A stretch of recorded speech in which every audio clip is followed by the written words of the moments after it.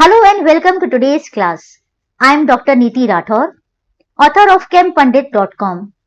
क्योंकि आप बच्चों के एग्जाम्स शुरू हो गए हैं या होने ही वाले हैं, इसलिए आज हम पढ़ेंगे क्लास 8 का chapter 17 stars and the solar system.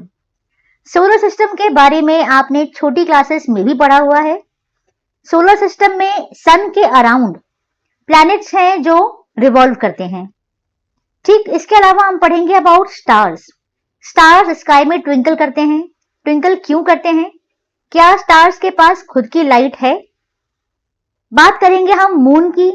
किस तरह से मून हमें एक बिल्कुल पतली सी लाइन की तरह दिखता है, धीरे धीरे वो फुल मून में कन्वर्ट होता है, उसके बाद वो अचानक डिसअपियर हो जाता है और फिर से वापस अपीयर होता है as a very thin semi circle kind of. तो ये स्टार्स एंड सोलर सिस्टम हम डिटेल में पढ़ेंगे। So let's get started. In a dark night अगर क्लियर एटमॉस्फेयर है, बादल नहीं है, कोई ब्राइट लाइट भी नहीं है, डस्ट नहीं है और स्मोक नहीं है, तो हम स्काई देख सकते हैं फुल ऑफ ट्विंकलिंग स्टार्स। पूरे आसमान में बहुत सुंदर सुंदर बहुत सारे ट्विंकलिंग स्टार्स हमें नजर आते हैं। मोस्टली इस तरह का ये जो सीन है, ये हम छोटे शहरों में या गांव में ज्यादा दिखते हैं, क्योंकि अर्बन एरियाज में, बड़े शहरों में बिकॉज ऑफ पोल्यूशन ये विजिबल नहीं रहता है। तो हम नोटिस करते हैं बहुत सारे ऑब्जेक्ट्स जो ट्विंकल कर रहे हैं, है ना, वो है स्टार्स। और कुछ ऐसे भी ऑब्जेक्ट्स रहते हैं जो दिखते तो स्टार्स की तरह हैं लेकिन ट्विंकल नहीं करते हैं, ये होते हैं प्लैनेट्स। नाइट स्काई में जो ब्राइटेस्ट ऑब्जेक्ट हमें दिखता है वो है मून। स्काई में आपको स्टार्स, प्लैनेट्स, मून और बहुत सारे ऐसे ऑब्जेक्ट्स जो नजर आते हैं इन स्काई, उन्हें कहते हैं celestial objects. So always remember this, हमेशा याद रखिए, इन सबको सेलेस्टियल ऑब्जेक्ट्स कहते हैं। ये सभी सेलेस्टियल ऑब्जेक्ट्स एक दूसरे से डिफरेंट हैं, बहुत डिफरेंट हैं। सेलेस्टियल ऑब्जेक्ट्स और उनसे जुड़े हुए फिनोमेनास की स्टडी को कहते हैं एस्ट्रोनॉमी। ठीक है, यानी ये देखिए, इसको हम डिफाइन कर रहे हैं, the study of celestial objects and associated phenomena is known as astronomy. Ancient times में जो हमारे एंसेस्टर्स थे, हमारे पूर्वज थे, उनका जो एस्ट्रोनॉमी का नॉलेज था वो एक्सेप्शनल था। भाई उस जमाने में एस्ट्रोनॉमी कहलाता है, ये उस टाइम डेवलप नहीं हुआ था, लेकिन एस्ट्रोनॉमी का नॉलेज यानी जो हमारे बुजुर्ग, जो हमारे पूर्वज थे, वो सन की मूवमेंट देख के, मून की मूवमेंट देख के, प्लैनेट्स की मूवमेंट को देखकर पूरे साल का कैलेंडर और एल्मेनेक्स को डिवाइस करते थे।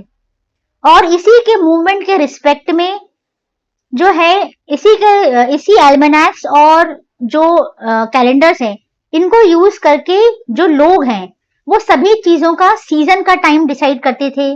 जो फार्मर्स हैं वो सोइंग का टाइम डिसाइड करते थे, कब कौन सी फसल बोनी है, कौन सी फसल उगानी है, ये सब उसी के बेसिस पे होता था और सब परफेक्ट था, कोई प्रॉब्लम नहीं थी।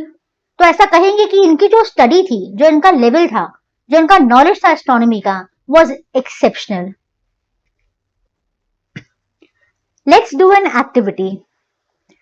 एक काम करिए, आप फुल मून से लेकर नेक्स्ट फुल मून तक मून को ऑब्जर्व करिए और फुल मून का जो डे है उसको नोट कर लीजिए।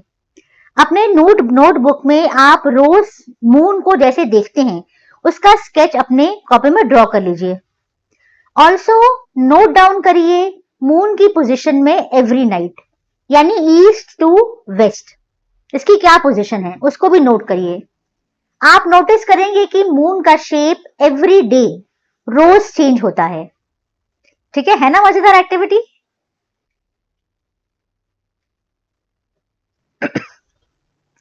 तो इस मजेदार एक्टिविटी में आप ये ऑब्जर्व करेंगे कि मून का शेप एवरी डे चेंज होता है।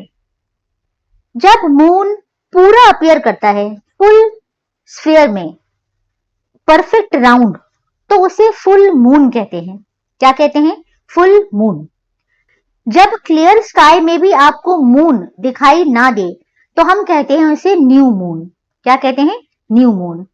मून करीब 15 डेज का टाइम लेता है from full moon to new moon तक। ठीक है। फुल मून से लेकर दोबारा जब मून जो है वो ग्रो करना शुरू करता है या दिखाई देना शुरू करता है, ये इसके लिए 15 दिन का समय लेता है। रोज जो है जैसे दिन पास करता है, आप देखेंगे कि मून जो है, अगर हम फुल मून से शुरू करते हैं, पूरा परफेक्ट राउंड मून से देखना शुरू करें, तो आप देखेंगे डेली मून जो है वो थोड़ा सा डिक्रीज होता जाता है, पतला पतला होता जाता है, थिनर होता जाता है। It becomes thinner.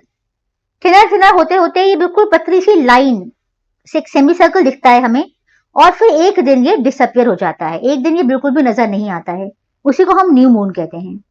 ये जो स्मॉल पोर्शन मून का आपको दिखाई देता है, थिन सा, इसे क्रिसेंट मून कहते हैं। क्या कहते हैं? Crescent moon. ये न्यू मून के नेक्स्ट डे दिखाई देता है। न्यू मून यानी जिस दिन मून नहीं दिख रहा है, उसके नेक्स्ट डे फिर से मून हमें नजर आना शुरू हो जाता है, बिल्कुल थिन स्ट्रक्चर के फॉर्म में। उसे कहते हैं क्रिसेंट मून। धीरे धीरे मून की थिकनेस बढ़ती जाती है और 15th डे पर ये फुल मून में कन्वर्ट हो जाता है। 16th डे न्यू मून होता है, यानी उस दिन मून दिखाई नहीं देता है। उसके नेक्स्ट डे आपको फिर से क्रिसेंट मून नजर आता है। ये पूरी प्रोसेस इसी तरह चलती रहती है। करीब 29 to 30 डेज का टाइम लेता है इस पूरा प्रोसेस, और इसको हम एक मंथ कहते हैं। तो एक मंथ में एक ही फुल मून होता है और एक ही न्यू मून होता है, ध्यान रखिए। ठीक। ड्यूरिंग अ मंथ, एक महीने में जो ये मून के हम अलग अलग पार्ट देखते हैं, विजिबल पार्ट देखते हैं ना, जैसे हम देखते हैं कि मून थिन से होते होते पूरा परफेक्ट राउंड हो जाता है, ठीक है, फिर वो नजर आना बंद हो जाता है और फिर से दोबारा क्रिसेंट मून अपीयर करता है। इन सबको बोलते हैं फेजेस ऑफ मून। क्या बोलते हैं? Phases of moon. अब पॉइंट ये है कि मून हमें ऐसा क्यों दिखता है? क्रिसेंट मून यानी कि एक थिन लाइन से लेकर परफेक्ट राउंड तक ये क्यों दिखाई देता है? क्या मून की अपनी लाइट है? क्या वो खुद अपनी लाइट दिखाता है? बिल्कुल नहीं। मून के पास अपनी लाइट नहीं है, वो सिर्फ रिफ्लेक्ट करता है उस सनलाइट को जो उसके ऊपर गिरती है। So always remember, moon does not have its own light, it only reflects the sunlight falling on it. जितने पार्ट पे सनलाइट गिरती है और वो रिफ्लेक्ट करता है, सिर्फ उतना ही पार्ट हमें दिखाई देता है। The phases of moon are just the part of moon. जो मून के फेजेस हैं वो वही पार्ट है मून का जो सनलाइट को रिफ्लेक्ट करता है, इसीलिए वो हमें उतना ही दिखाई देता है। ठीक है, मून तो स्फेरिकल है, पूरा है, लेकिन हमें दिखाई उतना ही पार्ट देगा जितने पार्ट पे सनलाइट गिर रही है और जितने पार्ट को वो रिफ्लेक्ट कर रहा है। ठीक है, इसीलिए मैंने ये वाला पिक्चर दिया हुआ है। देखिए आप, सन है, मून है, मून किस तरह से लाइट रिफ्लेक्ट कर रहा है। ठीक, रिफ्लेक्ट कर रहा है तो वो पोर्शन व्हाइट है ना, व्हाइट है, तो बेसिकली वो जो पोर्शन है ना वो एक्चुअली दिन का पोर्शन है, और जहां रिफ्लेक्ट नहीं कर रहा है, ठीक है, वो एक्चुअली रात का समय है। समझ रहे हैं आप? तो मून की खुद की लाइट नहीं है, मून का सिर्फ वही पार्ट हमें विजिबल होता है जो लाइट को रिफ्लेक्ट करता है टूवर्ड्स अस, हमारी तरफ रिफ्लेक्ट करता है, हमारी आईज को। ठीक है, और उतना ही पोर्शन हमें दिखाई देता है। ठीक, let's do one more activity. ये आप देख रहे हैं फिगर में, यही एक्टिविटी हमें करनी है। कैसे? एक बड़ी सी बॉल आपको लेना है, या आप पिक्चर भी ले सकते हैं, और उस बॉल को आपको क्या करना है, आधा व्हाइट कलर करना है और आधे पे आपको ब्लैक कलर पेंट करना है। ठीक है, आपको अपने 2 फ्रेंड्स को साथ लेकर जाना है प्लेग्राउंड में। वहां पर आप 2 मीटर का एक प्लेग्राउंड जो है वो, प्लेग्राउंड में 2 मीटर का एक सर्कल बनाएंगे। ठीक है, ये दिख रहा है आपको, सर्कल में बच्चा खड़ा हुआ है ना, ये आप देख रहे हैं, ये 2 फ्रेंड्स हैं, वो सेंटर में खड़ी है, ये सर्कल है और ये बच्चा सर्कल बना रहा है ना। तो 2 मीटर का आपको एक सर्कल बनाना है। अब इस सर्कल को आपको 8 इक्वल पार्ट्स में डिवाइड करना है। ठीक है, आपको दिख रहा है फिगर में, सर्कल में 8 इक्वल पार्ट्स पे हमने कुछ ऐसा मार्किंग कर दी है जिससे हमें 8 जो है वो डॉट्स दिखाई दे रही हैं। ठीक है, अब आपको क्या करना है, इस सर्कल के सेंटर में आप खड़े हो जाइए, ठीक है, और आपकी फ्रेंड से बोलिए वो बॉल पकड़ के और बॉल का व्हाइट पार्ट जो है वो पकड़ ले और उस सर्कल के एक पॉइंट पर खड़ी हो जाए, ठीक है। ध्यान ये रखना है कि बॉल का जो व्हाइट पार्ट है वो हमेशा सन की तरफ होना चाहिए, ठीक है। और अपनी फ्रेंड को कहिए कि वो सभी 8 पॉइंट्स में आपके आसपास रिवॉल्व करे, पॉइंट पॉइंट वो मूव करती जाए, ठीक है। और बॉल को ऐसा पकड़े कि व्हाइट जो पोर्शन है वो सन की तरफ रहे, ठीक है। अब ऑब्जर्व करिए और ड्रॉ करिए विजिबल पार्ट, जो आपको मून का विजिबल पार्ट है जो दिखाई दे रहा है, उस पार्ट के जो शेप्स है वो आप ड्रॉ करते जाइए। ध्यान रखने वाली बात यह है कि अगर आप मॉर्निंग में ये एक्टिविटी कर रहे हैं तो व्हाइट पार्ट सन की तरफ यानी कि ईस्ट पोर्शन की तरफ होना चाहिए। अगर आप आफ्टरनून में ये कर रहे हैं तो जो व्हाइट पार्ट है वो वेस्ट की तरफ होना चाहिए, क्योंकि वो सन की तरफ होना चाहिए बेसिकली, ठीक है। तो इसमें आप बनाइए सारे जो आपको दिखाई दे रहा है। और अब आपको पेपर पे क्या मिलेगा, आप देखेंगे आपको मिल गए हैं फेजेस ऑफ मून। यस, आपको मून के सारे फेजेस मिल गए हैं जो हमने अभी थोड़ी देर पहले पढ़े हैं, वही आपको इस एक्टिविटी में मिल जाएंगे, है ना। कितनी मजेदार एक्टिविटी है।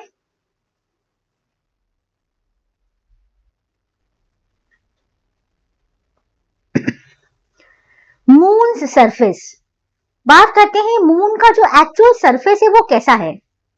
मून हमें बहुत ही ब्यूटीफुल दिखाई देता है, कुछ ब्लैक ब्लैक उसके अंदर एक परछाई टाइप है ना, कुछ रिफ्लेक्शन सा दिखाई देता है, पर नॉर्मली मून जो है वो बहुत ही ब्यूटीफुल, बहुत ही सुंदर माना जाता है। लेकिन मून के सरफेस पे बहुत सारे जो है वो इट इज हेविली क्रेटेड, यानी वहां बहुत सारे ऊंचे नीचे, बहुत ही जिसे बोलते हैं ना उबड़ खाबड़ है, प्लेन सरफेस नहीं है। पहली बार जब नील आर्मस्ट्रॉन्ग मून पर पहुंचे थे इन 1969, तो ही फाउंड कि वहां बड़े बड़े माउंटेन्स हैं, बहुत बड़े बड़े क्रेटर्स हैं, बहुत बड़े बड़े गड्ढे भी हैं, पूरा डस्ट ही डस्ट और एकदम बैरन है। बैरन है यानी वहां कोई लाइफ नहीं है, कुछ भी नहीं है, नो प्लांट्स नथिंग, एक बैरन लैंड है। और वो लैंड बहुत ही ऊबड़ खाबड़, ऊंचा नीचा, क्रेटर्स हैं उसमें, बहुत सारे हिली एरियाज, हिल टाइप का है, ऊंचा नीचा।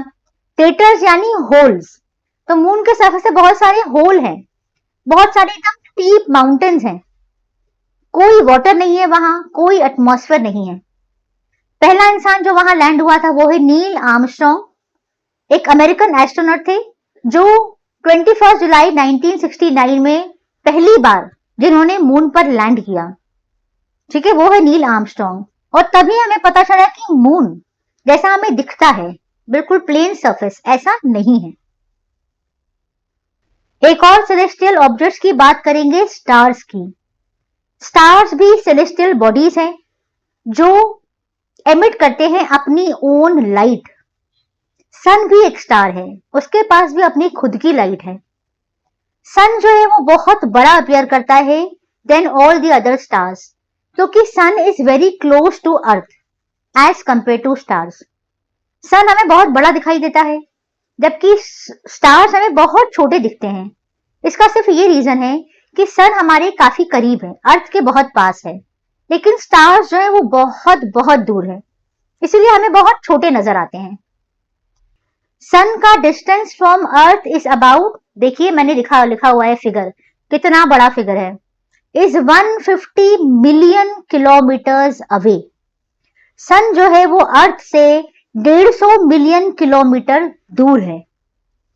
और जो नेक्स्ट नियरेस्ट स्टार है, इसके बाद जो सबसे पास वाला स्टार है अर्थ के, वो है अल्फा।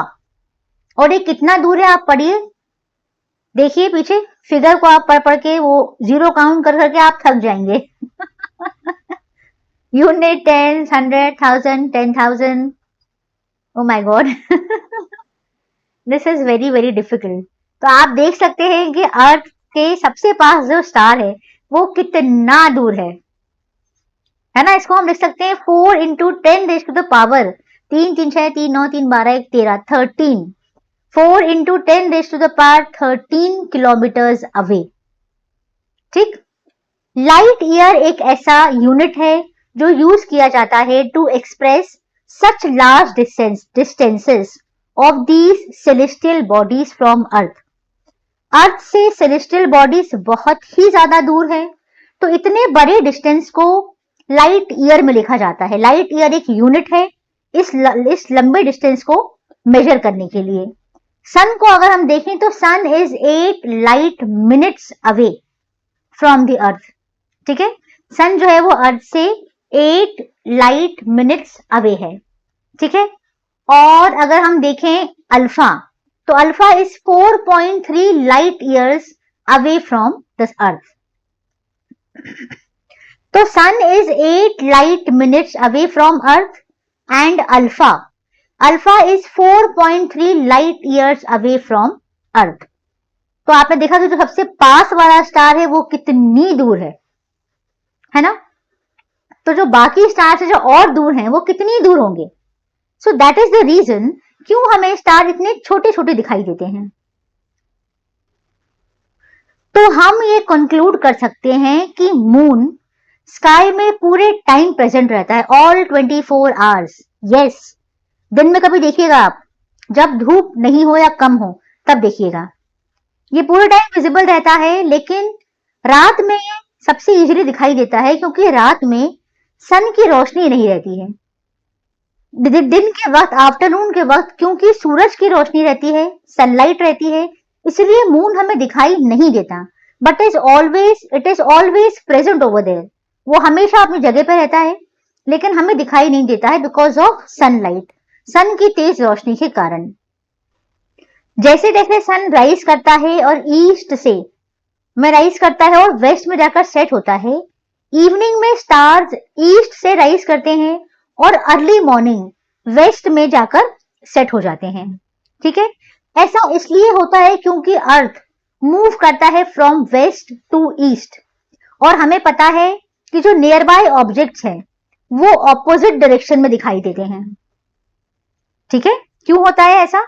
अर्थ मूव करता है फ्रॉम वेस्ट टू ईस्ट, और हम ये जानते हैं कि जो नियर बाय ऑब्जेक्ट्स हैं, उसके आसपास के जो ऑब्जेक्ट्स हैं, ये ऑपोजिट डायरेक्शन में दिखाई देते हैं मूव करते हुए, opposite direction of our motion, हमारे मोशन के ऑपोजिट डायरेक्शन में मूव करते हुए नजर आते हैं। पोल स्टार के बारे में आपने सुना होगा। पोल स्टार जो सिचुएटेड है अर्थ के एक्सिस ऑफ रोटेशन के डायरेक्शन में, वो स्टेशनरी दिखाई देता है हमें। ठीक है, क्यों दिखता है? क्योंकि ये अर्थ के ही एक्सिस ऑफ जो रोटेशन है, जिस एक्सिस पे अर्थ रोटेट करता है, उसी के डायरेक्शन में ये सिचुएटेड है, इसलिए ये हमेशा हमें स्टेशनरी दिखाई देता है, कभी मूव करता हुआ दिखाई नहीं देता है। Constellation are group of stars forming a definite shape. Stars का एक ग्रुप होता है जो एक पर्टिकुलर शेप बनाता है, इसे कॉन्स्टेलेशन कहते हैं। हमारे नाइट स्काई में दिखने वाले कुछ बहुत ही फेमस कॉन्स्टेलेशंस हैं Great Bear, Orion, Cassiopeia and Leo Major. आप स्काई में जब रात को देखते हैं तो आपको ये सभी कॉन्स्टेलेशन दिखाई देते हैं। इसमें से अर्सा मेजर सबसे फेमस कॉन्स्टेलेशन है। क्यों? क्योंकि हमने बचपन से इसके बारे में कहानी सुनी है कि ये जो है इसको सप्तऋषि कहते हैं। क्या कहते हैं? इसी का नाम ग्रेट बेयर भी है। ठीक है, it is known as big dipper भी कहते हैं, ग्रेट बेयर भी कहते हैं, और हिंदी में इसको सप्तऋषि कहते हैं। ऐसा कहते हैं 7 ऋषि हैं ये, और ये 7 ऋषि हमें आसमान में दिखाई देते हैं। ठीक है, और व्हाट आर कॉन्स्टेलेशंस? कॉन्स्टेलेशंस का नाम आपने जरूर सुना होगा। Constellations are group of stars forming a definite shape. Stars का एक ग्रुप होता है जिनका एक डेफिनेट शेप होता है, इन्हें कॉन्स्टेलेशंस कहते हैं। नाइट स्काई में रात में अगर हम देखें तो बहुत सारे कॉन्स्टेलेशंस दिखाई देते हैं, जैसे कि Great Bear, Orion, Cassiopeia and Leo Major. इसमें से सबसे फेमस है अर्सा मेजर। अर्सा मेजर को हिंदी में कहते हैं सप्तऋषि, क्योंकि ये 7 स्टार्स का एक कॉन्स्टेलेशन है। पुराने समय की ये मान्यता है, हमारे दादा दादी अक्सर बताते हैं कि ये जो है ये 7 ऋषि हैं, 7 ऋषियों का ग्रुप है, सप्तऋषि बोलते हैं। ठीक है, इसके अलावा इस कॉन्स्टेलेशन के और भी कई नाम हैं, जैसे कि Big Dipper, Great Bear. Ursa Major को समर के टाइम में देखा जा सकता है, गर्मियों में ये दिखाई देता है। अर्सा मेजर में 7 स्टार्स हैं, जैसा कि मैंने आपको बताया, और ये जो 7 स्टार्स जो शेप बनाते हैं, ये एक लैडल का शेप बनाते हैं। लैडल का जो हैंडल है उसमें 3 स्टार्स हैं, और जो बो है उस बो में कितने स्टार हैं? 4 स्टार हैं। तो टोटल ये 7 स्टार्स का एक कॉन्स्टलेशन बनता है। इसके अलावा एक और कॉन्स्टलेशन है जिसका नाम है ओरायन। ओरायन जो कॉन्स्टलेशन है ये इसलिए बहुत फेमस है क्योंकि इसका शेप स्पून को रिजेंबल करता है। जी हाँ, बिल्कुल एक स्पून जैसा दिखाई देता है ये। ठीक है, तो ये भी एक बहुत ही फेमस कॉन्स्टलेशन है जिसको आप स्काई में देख सकते हैं।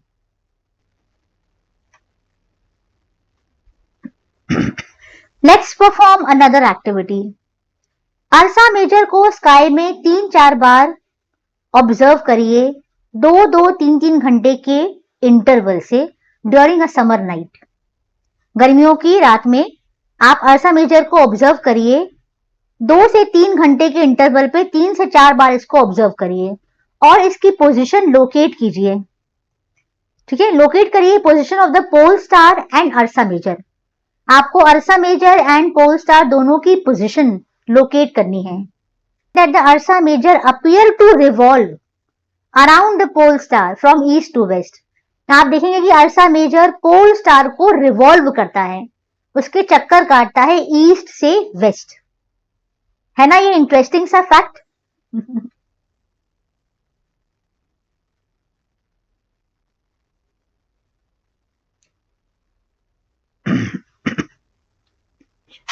इन the southern hemisphere pole star और कुछ नदर्न कॉन्स्टलेशंस विजिबल नहीं भी होते हैं।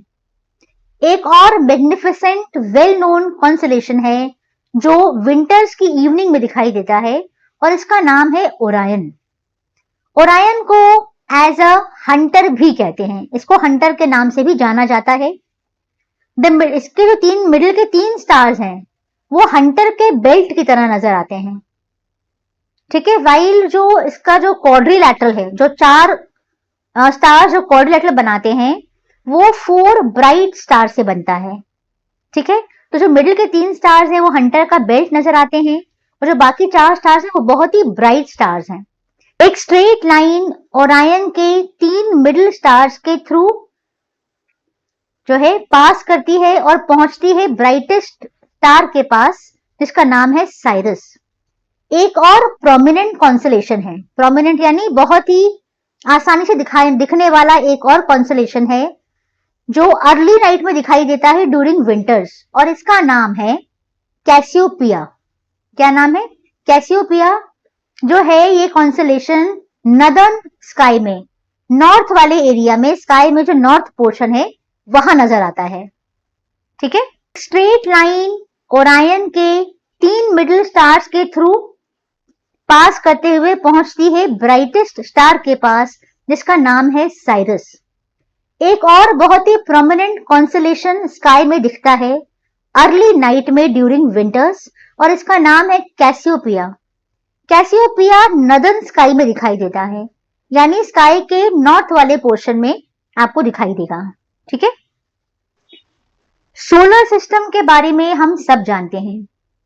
Celestial bodies like planets, comets, asteroids and meteors sun के आसपास रिवॉल्व करते हैं और ये सब मिलके बनाते हैं सोलर सिस्टम। यानी सोलर सिस्टम में क्या क्या है? सन, उसके आसपास रिवॉल्व करने वाले सारे planets, comets, asteroids and even meteors, ये सब मिलके बनाते हैं सोलर सिस्टम।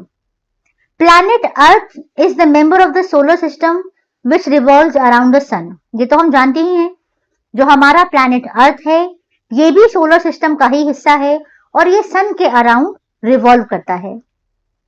ठीक, कितने प्लैनेट्स हैं? देयर आर सेवरल प्लैनेट्स जो अर्थ के अलावा हैं, मतलब बहुत सारे प्लैनेट्स अर्थ के अलावा भी हैं, के अलावा और प्लैनेट्स हैं। इनका नाम है mercury, Venus, earth, Mars, Jupiter, Saturn, Uranus and Neptune. इसके अलावा एक और प्लैनेट हुआ करता था जिसका नाम था प्लूटो। तो इसको मिला के हम 9 प्लैनेट्स पढ़ा करते थे जब हम छोटे थे, है ना। तो पहले हुआ करते थे 9 प्लैनेट्स, और इनमें से जो प्लूटो प्लैनेट है वो अब एक्सटिंक्ट हो गया है, इसलिए अब हम उसे नहीं पढ़ते हैं।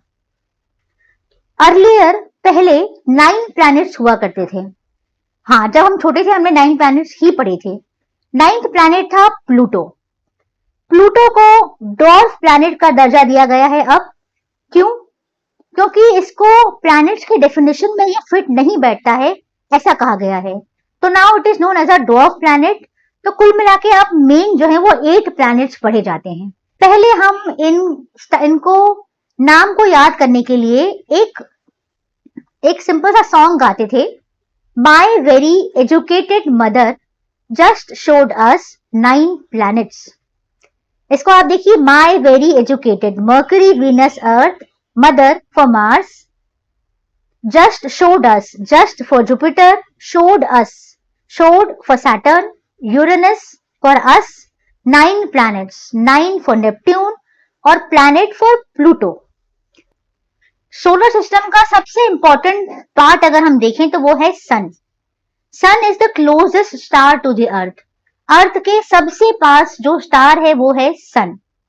हर प्लैनेट सन के आसपास रिवॉल्व करता है। Main source of light and heat energy है for all the planets sun. सभी प्लैनेट्स के लिए जो मेन सोर्स है of light and heat energy, it is sun. Sun की जो सबसे खास बात है वो ये है कि सन के पास अपनी खुद की लाइट है, ठीक है। और वैसे तो आपके सिलेबस में नहीं है, फिर भी मैं जानकारी के लिए बता देती हूं कि सन के पास जो हम पढ़ते हैं ना, sun is a huge ball of fire. तो ये जो फायर की बॉल है, इसमें जो इतनी लाइट और हीट है, this is because of a reaction known as fusion, जो स्टार में होता है, जो सन में होता है। सन में होता है न्यूक्लियर फ्यूजन, ठीक है। और इसी फ्यूजन की वजह से सन के पास huge amount of heat and light है। इसके बाद सोलर सिस्टम का अगला हिस्सा है प्लैनेट्स। हम जानते हैं कि प्लैनेट्स स्टार्स की तरह ट्विंकल नहीं करते हैं, क्योंकि इनकी खुद की लाइट नहीं है। ये सन की लाइट को रिफ्लेक्ट करते हैं। सभी प्लैनेट्स अर्थ के अराउंड रिवॉल्व करते हैं एक फिक्स्ड पाथ में, नोन एज ऑर्बिट। ऐसा नहीं है कि कोई कहीं भी जाकर रिवॉल्व करने लग जाएगा, नहीं। सारी प्लैनेट्स की अपनी एक ऑर्बिट है और उसी ऑर्बिट में वो सन के आसपास रिवॉल्व करते हैं, ठीक है। जो पीरियड ऑफ रेवोल्यूशन है, what is a period of revolution? Revolution का पीरियड वो टाइम है जो एक प्लैनेट लेता है एक रेवोल्यूशन अराउंड द सन को कंप्लीट करने में, ठीक है। तो what is period of revolution? It is the time taken by the planet. Planet जो टाइम लेता है सन के आसपास एक रेवोल्यूशन कंप्लीट करने के लिए, उसे बोलते हैं पीरियड ऑफ रेवोल्यूशन। क्योंकि सन और प्लैनेट के बीच का डिस्टेंस जो है वो इंक्रीज करता जाता है, इसलिए पीरियड ऑफ रेवोल्यूशन भी इंक्रीज करता जाता है। सभी प्लैनेट्स जो हैं वो सन के आसपास रिवॉल्व करने के अलावा अपनी ही एक्सिस पर रोटेट भी करते हैं, ठीक है। रिवॉल्व करना मतलब किसी चीज के आसपास घूमना, यह है रेवोल्यूशन। और अपनी ही एक्सिस पर घूमना, अपनी ही जगह पर, एक्सिस यानी अपनी ही जगह पर घूमना, इसको कहते हैं रोटेशन। तो सभी प्लैनेट्स अर्थ के आसपास तो रिवॉल्व करते ही हैं, साथ ही वो अपनी जगह पर, अपनी एक्सिस पर भी रोटेट करते हैं। पीरियड ऑफ रोटेशन वो टाइम है जो प्लैनेट लेता है अपनी एक्सिस पर एक रोटेशन कंप्लीट करने में। हर प्लैनेट अपनी एक्सिस पर एक रोटेशन कंप्लीट करने के लिए जो टाइम लेता है, इसे कहते हैं पीरियड ऑफ रोटेशन। कोई भी सेलेस्टियल बॉडी जो प्लैनेट के आसपास रिवॉल्व कर रही है, उसे कहते हैं satellite of that planet. Any celestial body, कोई भी सेलेस्टियल बॉडी जो प्लैनेट के आसपास रिवॉल्व करती है, उसे कहते हैं उस प्लैनेट का सैटेलाइट, ठीक है। मून जो है या कोई दूसरी सैटेलाइट जो है, ये सभी प्लैनेट्स के आसपास रिवॉल्व करते हैं। हमारे पास अर्थ के पास जो नेचुरल सैटेलाइट है वो है मून, ठीक है। मून के अलावा अर्थ के पास बहुत सारी आर्टिफिशियल सैटेलाइट्स भी हैं। मून या दूसरी सैटेलाइट्स जो हैं वो कुछ प्लैनेट्स के आसपास रिवॉल्व करती हैं। अर्थ के पास बहुत सारी आर्टिफिशियल सैटेलाइट्स हैं जो उसके आसपास रिवॉल्व करती हैं। मून जो है वो नेचुरल सैटेलाइट है ऑफ अर्थ। ठीक है, मून क्या है? It is natural satellite of earth. इसके अलावा बहुत सारी आर्टिफिशियल सैटेलाइट्स भी हैं जो अर्थ के आसपास रिवॉल्व करती हैं। The first planet is mercury. Mercury को हिंदी में कहते हैं बुध। मर्क्यूरी सोलर सिस्टम का सबसे छोटा प्लैनेट है और सन के सबसे पास है। मर्क्यूरी के पास कोई सैटेलाइट, कोई मून नहीं है। ठीक है, ये आपको याद रखना है। सेकंड जो प्लैनेट है वो है वीनस। हिंदी में इसे शुक्र कहते हैं, शुक्र ग्रह बोलते हैं ना अपन, प्लैनेट्स को हिंदी में ग्रह कहते हैं। तो जो सेकंड प्लैनेट है वो है वीनस, जिसको शुक्र कहते हैं। ये सोलर सिस्टम का ब्राइटेस्ट प्लैनेट है और ये अर्थ के सबसे पास है। ठीक है, अर्थ जो है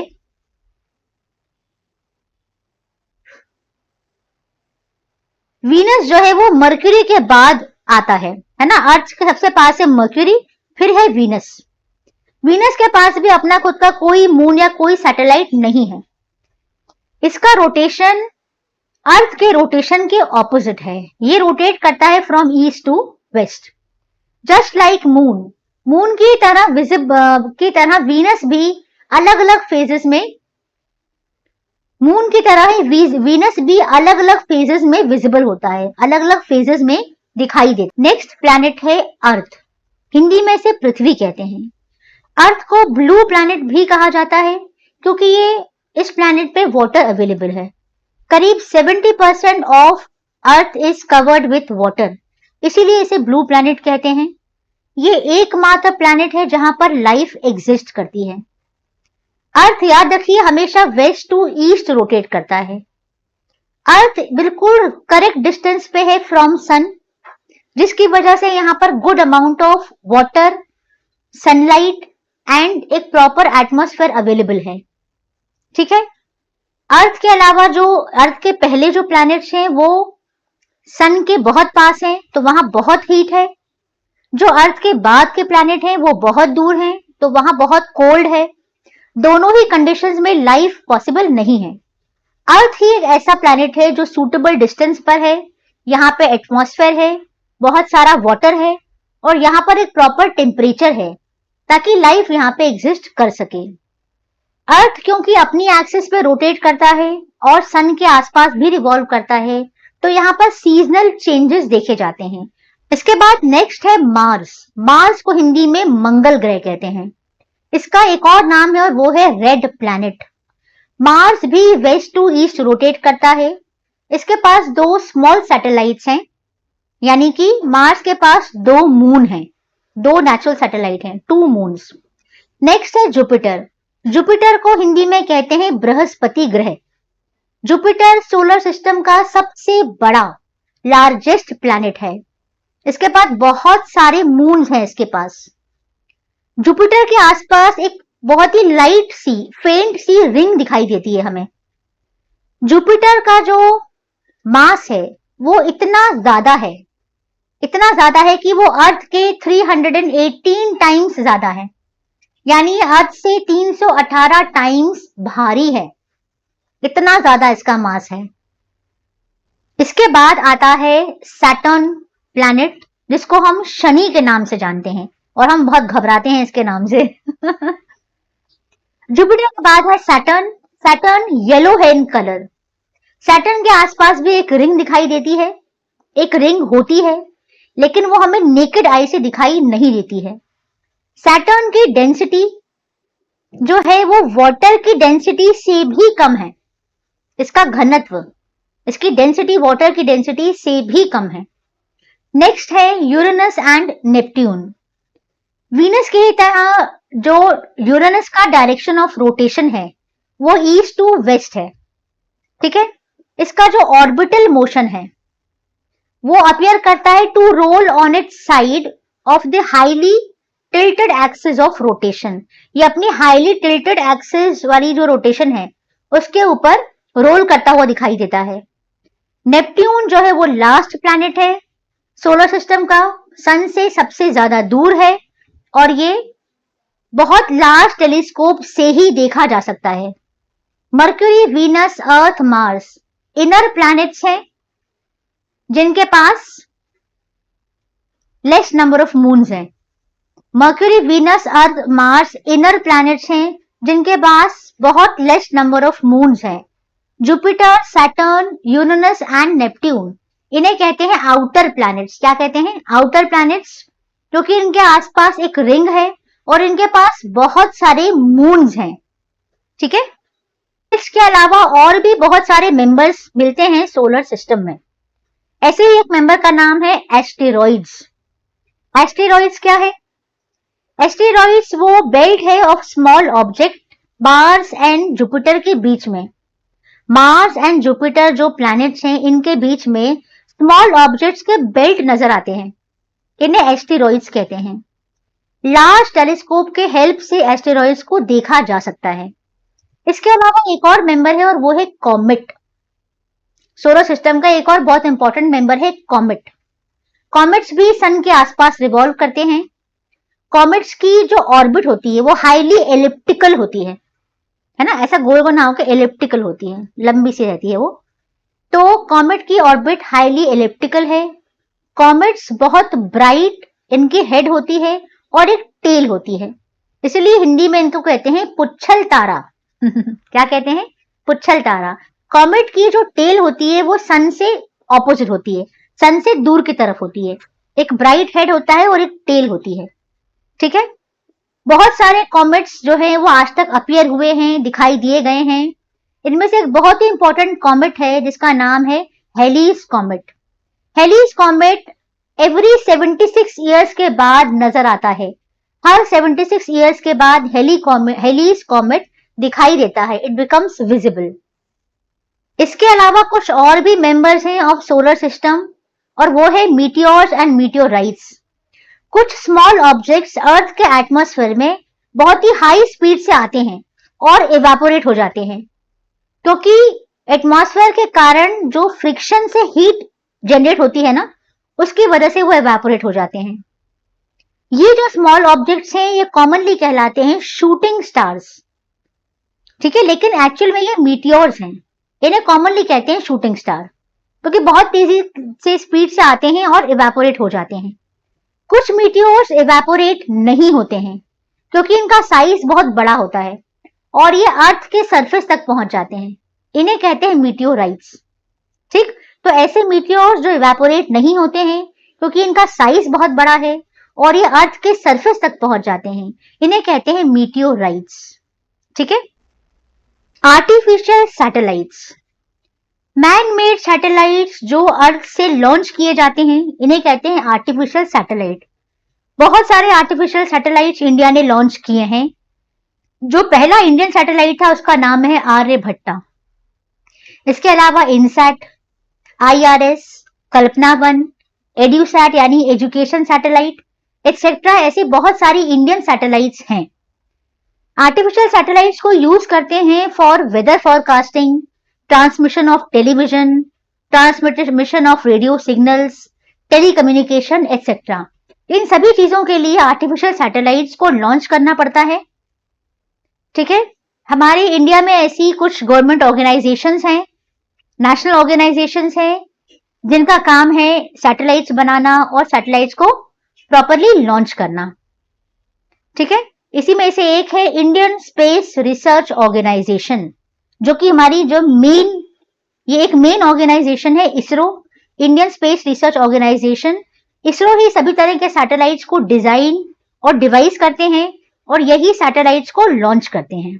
ठीक है, तो इसके साथ ही हमने ऑलमोस्ट सभी टॉपिक्स जो हैं इस चैप्टर के डिस्कस कर लिए हैं।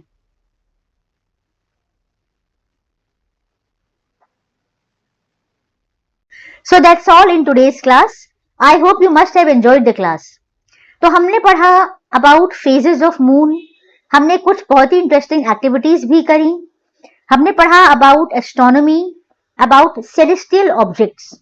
हमने पढ़ा कि इन सब को, स्काई में जो भी हमें नजर आता है, प्लैनेट, स्टार्स, मून, इन सबको सेलेस्टियल ऑब्जेक्ट्स कहते हैं। और भी हमने बहुत सारे टॉपिक्स को डिटेल में डिस्कस किया। I hope everything must be clear to everyone. Still, if you have any doubt, any query, do post your doubts in the comment box and I will get back to you. Also, if you like the video content of the channel, do like and subscribe the channel. And yes, don't forget to share it with your friends. Thank you. Bye-bye.